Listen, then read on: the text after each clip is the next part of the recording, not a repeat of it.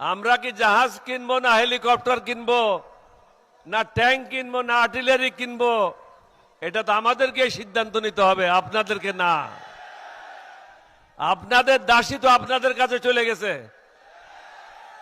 এখন তো দাসী এখানে নাই। আমরা আপনাদের দাসী না। যদি বাংলাদেশের সাথে সুসম্পর্ক করতে চান, কাঁটা তারের বেড়া উঠে নেন, পুশিন বন্ধ করেন। আর কখনো বলবেন না রংপুর দখল করে নেব। আপনারা যখনই বলবেন রংপুর দখল করব, আমরাও বলবো ক্যালকাটা দখল করব। আগের দিন শেষ, এখন নতুন জমানা শুরু। বাংলাদেশের বিপদের দিনে আমরা কখনো ঘরে ফিরে যাব না, আবু সাইদের মতো জান দিতে প্রস্তুত থাকব।